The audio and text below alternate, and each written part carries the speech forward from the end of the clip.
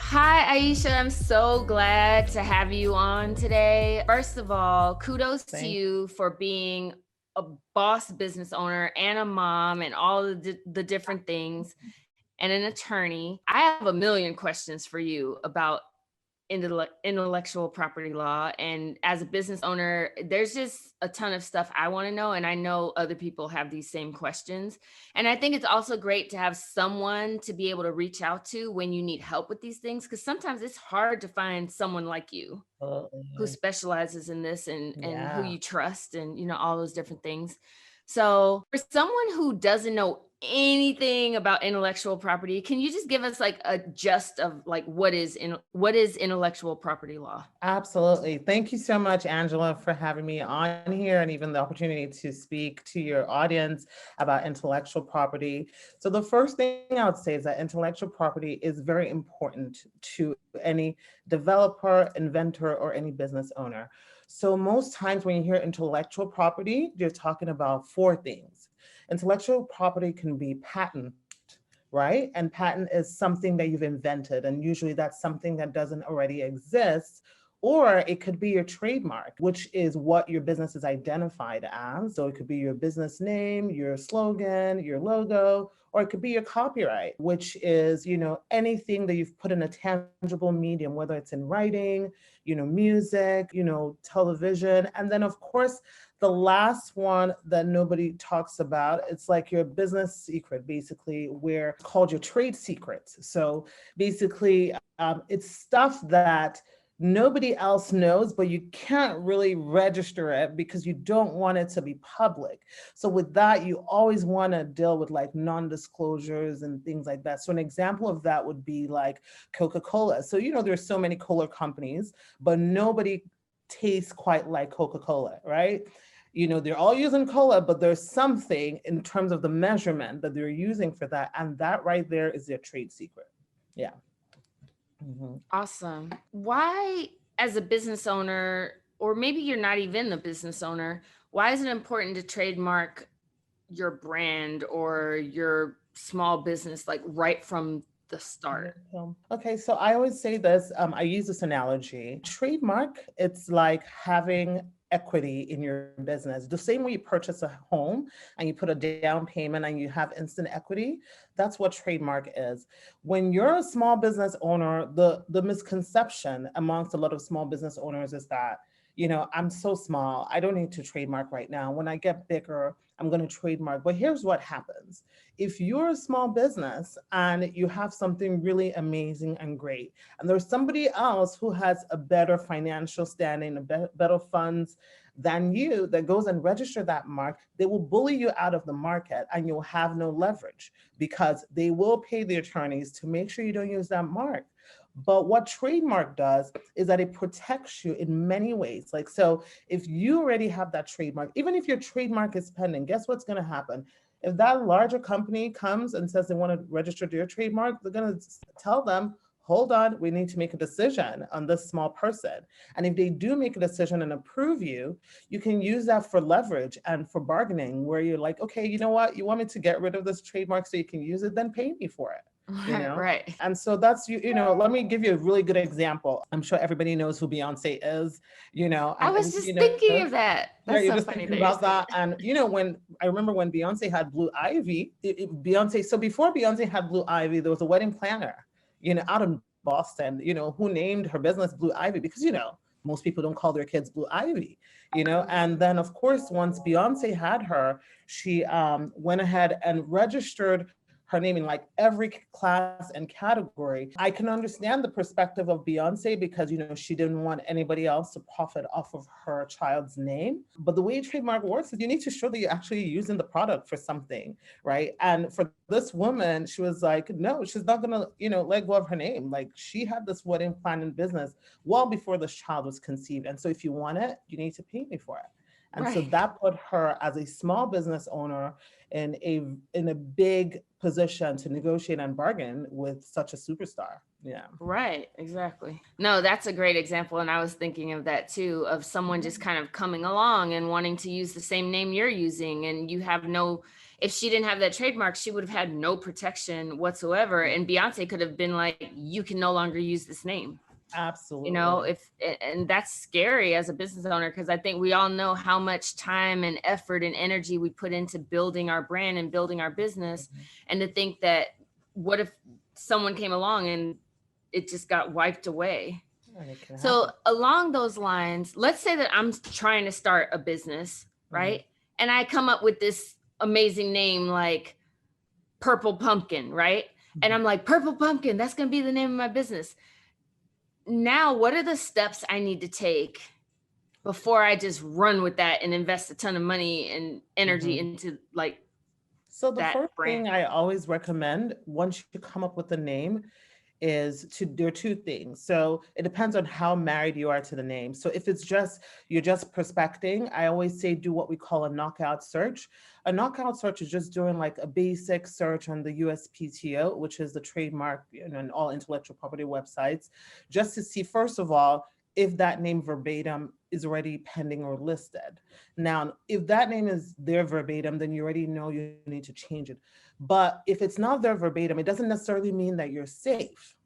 All it means is that, okay, maybe you can move to the next phase and then do what we call a comprehensive search, right? So, if you then see, let's say the name verbatim is not there and you're like, you know what, I really love this name. Let me just, set up my LLC. The next thing you want to do is obviously reach out to a trademark attorney to do what we call a comprehensive search. And when I say comprehensive search, what I mean is, a lot of people will call me and say, "Oh, I did a Google search and I couldn't find like purple pumpkin." I'm like, that doesn't matter, because what they're looking for is anything that could cause a likelihood of confusion to somebody else. So, you can have, purple pumpkin. I'm trying to think of, okay, let me think of something easy. Like if you have Uber, let's use Uber for example. So Uber, comes to pick you up to take you to different places. And let's say I wanted to create a product or a service called Kuber for kids. So like I pick up kids from school and take them home and stuff like that. Like in that situation, you will find that being challenged, because even though it's not Uber, it will cause a likelihood of confusion because most people will think that Kuber is part of Uber.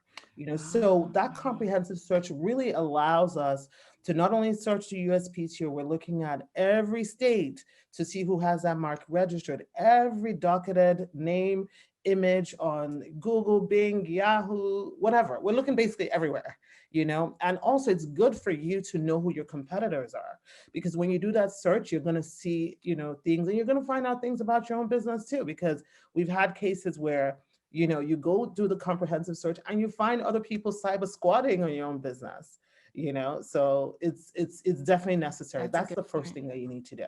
Yeah. Yeah, when I started my business, I had a search done and there was another business with a similar name, but I guess their trademark registration had expired many years ago, probably like 17 or 20 years ago or whatever. And so I was still able to use it because they had never renewed theirs. But yeah, I think, and I had Googled it and everything and didn't find any of that. So you're right. I mean, I think it's worth it to do, like if I was starting a business, what are some of the things I need to be trademarking? Is it the name of my business, my logo, colors? Like, what details do Let I me need to say be that. paying attention to? Okay, so, the first thing I always say to trademark, so trademark is a matter of budget and what your budget is. Most newbies, might be on a shoestring budget and, they want to do the right thing. So I say if you're on a shoestring budget and you can only trademark one thing, the first thing you need to trademark is your name. Your name, meaning the name that you're doing the business as. So, like, the reason why is because your name is going to be your goodwill. Like, you trademark the name that when people hear it, they know it's your product or your brand. The logo can come as an ancillary thing. The reason why is because most new businesses within 5 years, they discard that logo and they change their mind.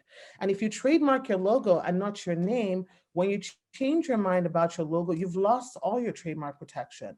But if you trademark your name first, that stays because you're not changing your name, because your name is what's building the goodwill, and then after that you can then trademark your logo. You can also trademark your slogan if you have a slogan that you're known by, just like Nike has "Just Do It," and different people have different slogans.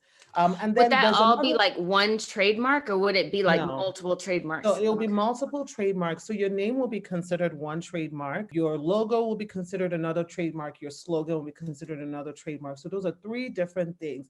That's why if you like pull some of those popular brands, like, like I said, Nike, Apple, you see like a gazillion trademarks just for the different things that they're trademarking.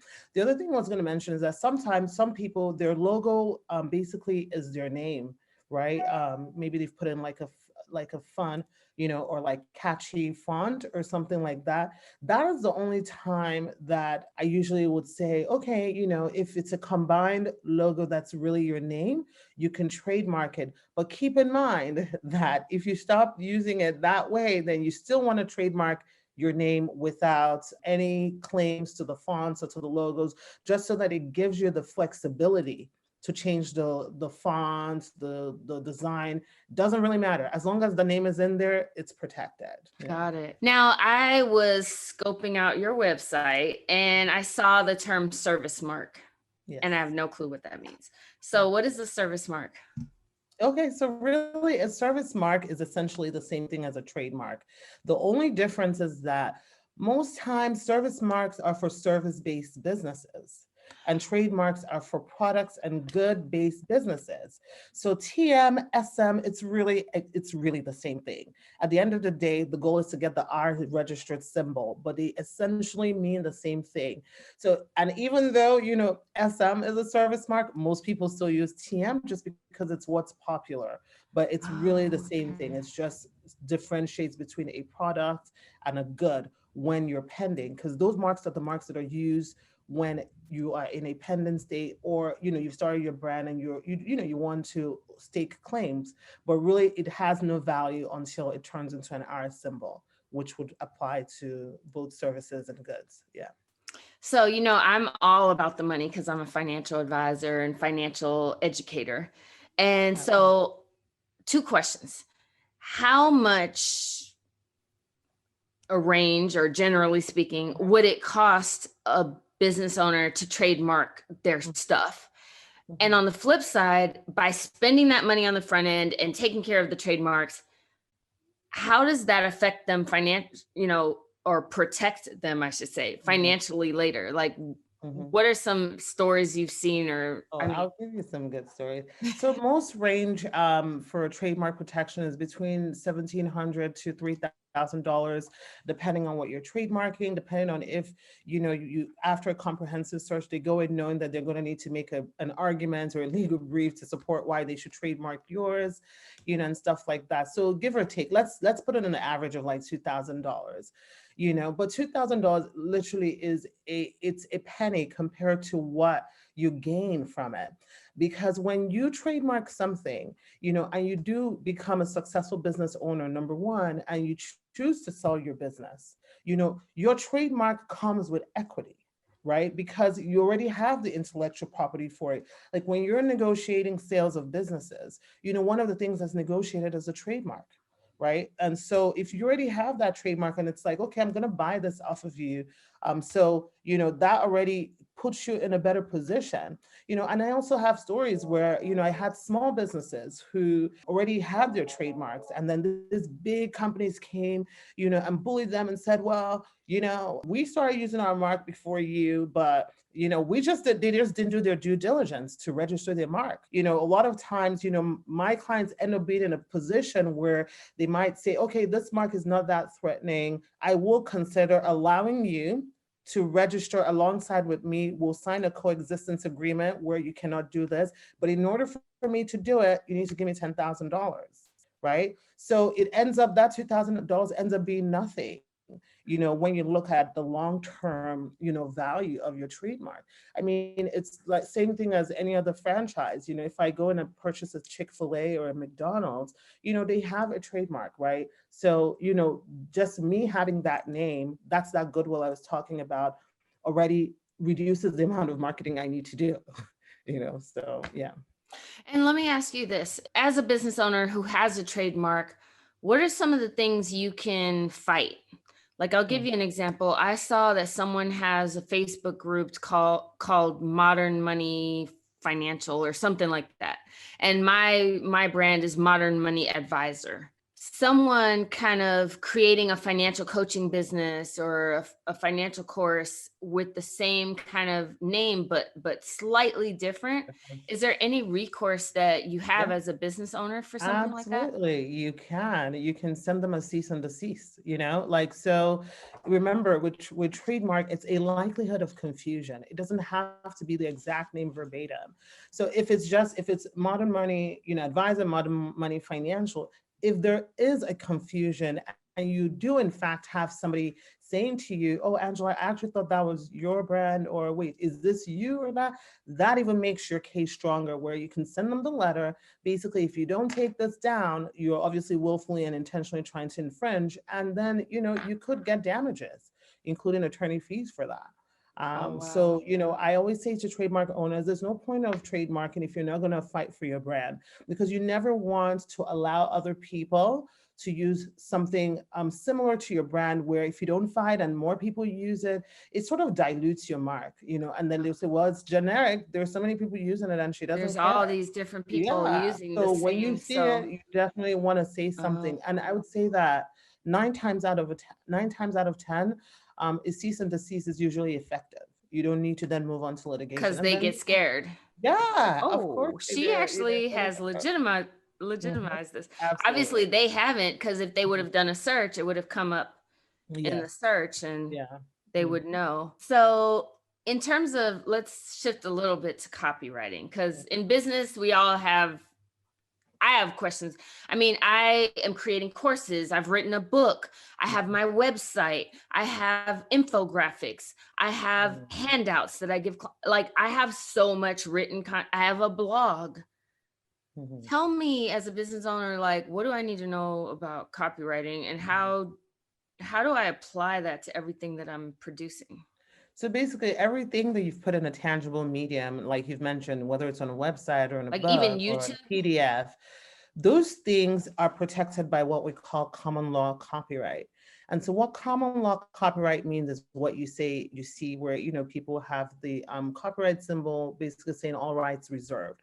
So you always want to use all rights reserved, all copyrights reserved on everything that you put out there, so that even if you don't have an official copyright registration, it actually still does protect you. Because and what common law just means is that without registration, without going through any other legal method, you have grounds. The only thing that separates a registered mark from a common law copyright is the amount of damages you can get. So if it's something that's just really near and dear to you, you definitely want to get the copyright registration, because, at that point you'll be able to get, treble damages, sue for attorney fees, and, be able to basically calculate your damages, as opposed to, if, you don't have anything. And, you can, most times actually even copyright it after the fact. Copyrighted after the fact, like after you've, released that stuff and you're like, you know what, I see other people doing this. I'm going to go ahead and copyright it, wait a couple months, and then reach out to this person with my registered, copyright saying, you can't do that. But the thing with copyright, what they're looking for when they're looking at infringement is that they want to know that that person had access to seeing your own stuff, right? So that's how they copied it. Like if, let's say, I don't know, somebody is in a country that they've never heard of you or seen you and stuff, and just you both so happen to have the same idea, that obviously be harder to prove. But if somebody has access to have seen something that you created, and then goes Like, if ahead. someone bought your course and then went copied the Exactly, whole exactly. thing But and then all of a sudden they're doing that course. Yeah, that's definitely, and like changed a few words or videos or whatever. that is infringement. That is definitely infringement, and they can definitely be sued for that. Yeah. So, as a business owner, things are constantly changing. Mhm. And I know that, you know, you're here teaching us, but you're also a business owner and like you're a human and you're a woman and all that kind of Mhm. stuff. So I want to talk about that a little bit about your personal or your business life, I should say. Mhm, mhm. So I know that you started your business off as focused on business and intellectual property. And recently you made a huge shift from the business portion to immigration law. Mhm. Can you tell us a little bit about like what it's like to pivot in your business? Yeah. Why someone would want to pivot? And like how hard or easy has it been to kind of switch your business around and serve an entirely different market out Mhm. of nowhere basically? Yeah. Okay. So I want to say first of all, for any business owner, when you go into something, you should always have an open mind, about what it is that you're doing and what you could potentially be adding or changing from your business. You should never use the word never. I would never do this, I would never do that. That's number one. Number two, for me, relocating from New York to Florida, where I was licensed in New York, and then I had to take the Florida bar because the area that was my expertise at the time was business. I worked on Wall Street, so I was like, okay, I'm going to come here and I'm going to do business. And in order for me to do that, I had to get my Florida bar, which was a nightmare because I had a 2-year-old and a 4-year-old when I was studying for the bar exam, which was not fun. Yeah. And so, once I started doing it, a lot of things changed in the world around us. And, in particular, I'm an immigrant myself. And, I watched, my youngest sibling experience so much, trauma in the immigration system that just, in helping advocate for him, I was like, you know what? This is where my journey is. This is who I need to be helping. I need to be helping small business owners protect their intellectual property. I need to be helping immigrants, become green card holders. And I also didn't want to be a slave to any state or any city or any town. The thing about what the pandemic has taught us in 2020 is that you want a business that can run regardless of whatever crisis is going on in the world, and that is something that you can do virtually and you can do nationally. And so with immigration and intellectual property, those are two things. I have nationwide clients. My clients are all the way in Alaska, North Dakota, and although it doesn't really matter wherever. Yeah. So it allows me to move if I needed to make a quick move. It allows me to work from home. It allows me to work via Zoom, and just be able to have a quality and balanced life, as a mom as well, and being able to be there for my kids, quick Zoom meeting, quick school run, and things like that. And then from a difficulty standpoint, I would say that it was actually not difficult to pivot. Like, I think that, a lot of us, we deal with analysis paralysis. We think about all the things that are going to go wrong, and that's why we shouldn't go into it. But when I made the decision that I was going to start, this new practice, I knew that I couldn't, for lack of a better word, BS it. I knew that I needed to go full in. And, if it didn't work, it wouldn't be because I didn't give it my all. Like I was all in. And, I had to study this new area. I had to change and study the market because, that's a new market. My market are business owners. So now I had to pivot and see, okay, how am I going to target immigrants? How are they going to find me? How am I going to show them that, I'm able to take their case, And, once I started taking their cases and I started producing all those results, you as a business owner, first of all, should never stop marketing. People see that, people see that and they connect with you and then they come to you. And so that's really what happened. And, I think for me, having a spouse who was supportive, of this venture was helpful. I mean, so many people don't have spouses and have children and a single mom and they're bosses and they're killing it. But when you have a spouse, sometimes it can be difficult. If you have kids and your spouse feels like they're taking on the burden of, handling the kids or whatever. So it's really important that when you are going into business or you're thinking of pivoting requires more time because it means that you have to spend more time to get that business to the level where you need it to get. You want to make sure that you have that buy-in from your spouse. They need to understand you're on the same team, and that if you rise, they rise, and so I would say that I've been very lucky, to have a supportive spouse, and also just to be, really focused. You just got to be laser focused, for lack of a better word, and you'll be fine. Yeah. Yeah. It's interesting being a mom and a business owner. I sometimes look at it like, how was I not killing the game before because sometimes I'm like, how am I doing all this and especially during the pandemic, like I had my child right before the pandemic. And when the pandemic hit, I was scared to have childcare. I was scared to have anyone come in my home. I didn't want to take her to daycare. I was just terrified. So here I am with a baby and I'm running a business. And I'm like trying to watch the baby full time and run the business and meet with clients and do all the other things that I have to do. And I was doing it somehow. And like But you know months why? had passed and I'm like, how in the world did I do that? I don't even know how Because I did that's it. your why. That's your why. And that's the difference. People always say, what is your why? I think for most of us moms, once you have your children, that becomes your why. All of a sudden, things that seem so complex, so, crazy. Next thing you're thinking, I have these two little things here that I need to make sure they have a quality life, they have a good life, they go to great schools, they, whatever it is that you have, Mhm. desire for your children, and for you to be there and be a good role model for them. So it really changes things, honestly. Yeah, it does. For me, it changes things in so many different ways because, and this is probably a little different, but before I had my baby, I used to stay up all night working sometimes, like sometimes till like it was stupid what I was doing. But now it's like I have to take time to spend with her. I have to make sure I go to sleep so I can be healthy for her. It's just like all these different things. So Mhm. it becomes even harder to get stuff done in the business or to have that balance because I can't just do what I was doing before. I have to be super efficient With your when I'm time. working. Hmm. Yes.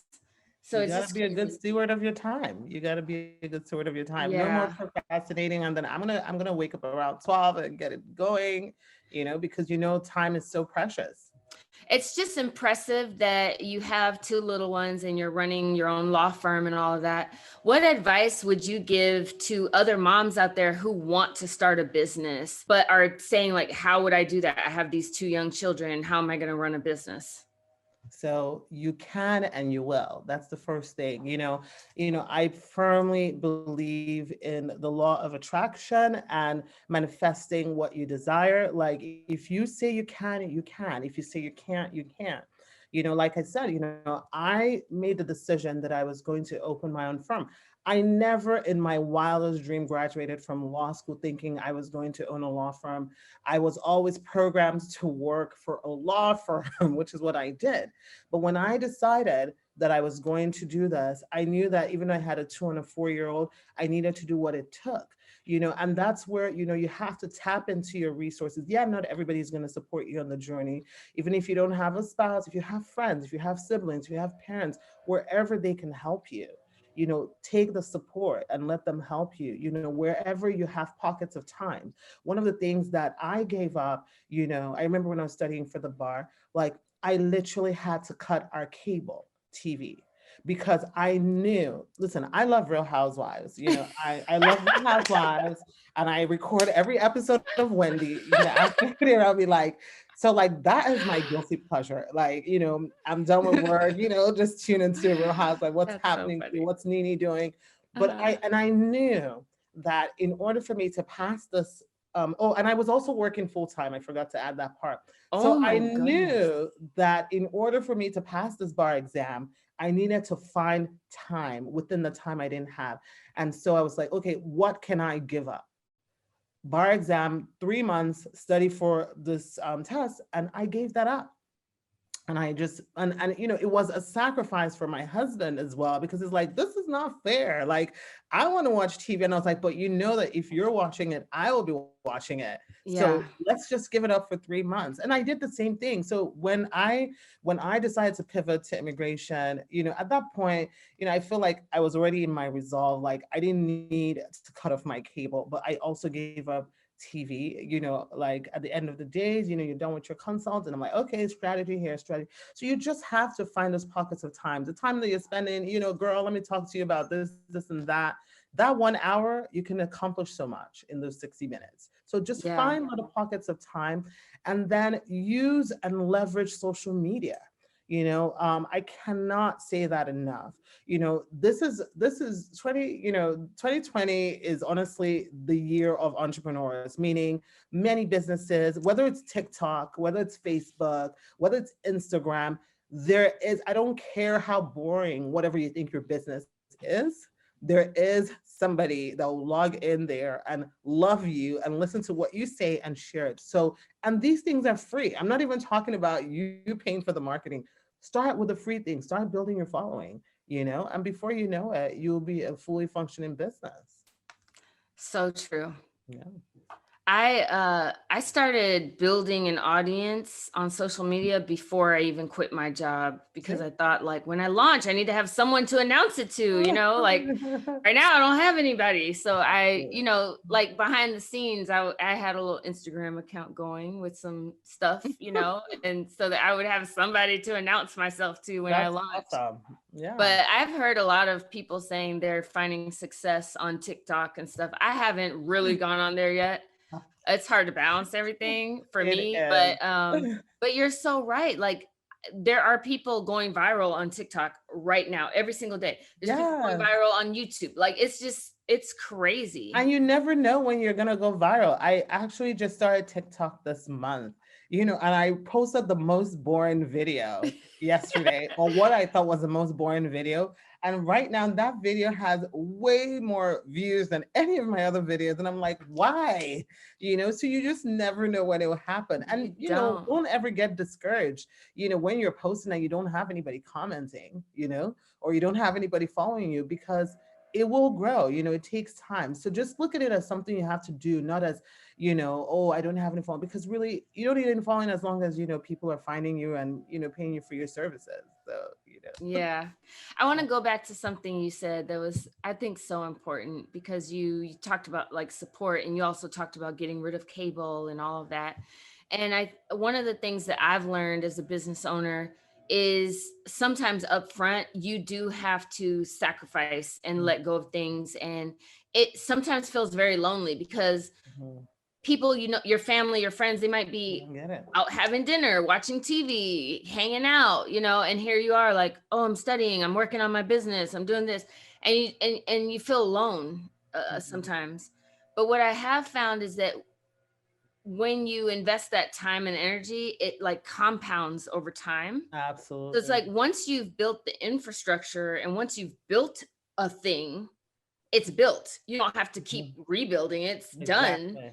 And now you have this thing working for you. And now when I launched my business, I remember the first time ever I went to the grocery store at 10 a.m. Nobody was there. I parked right out front, went in, no lines. I was just like, this is so refreshing, like, I had never been to the grocery store. That time of the I day. would go to, right, exactly.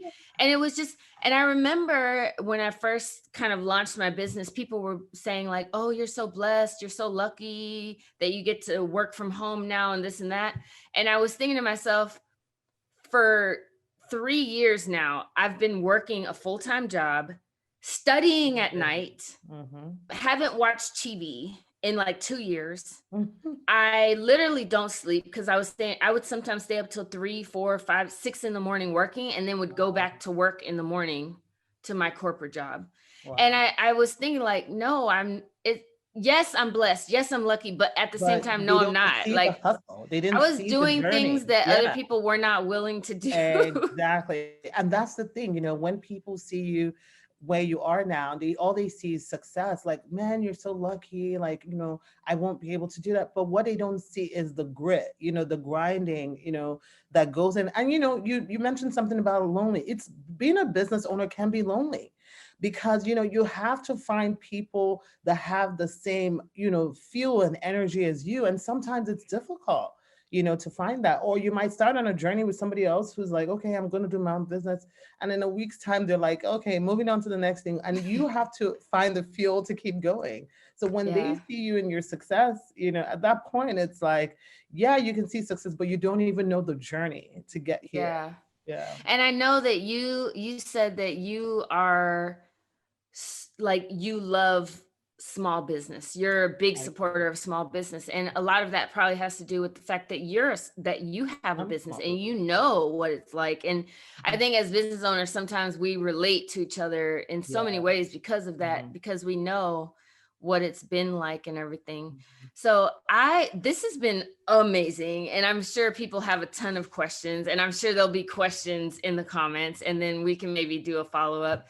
But is there anything else you want to share with our audience before we? It was wonderful being on here. If you guys want to find me, I'm on Facebook and Instagram. My name is Chidolue Law.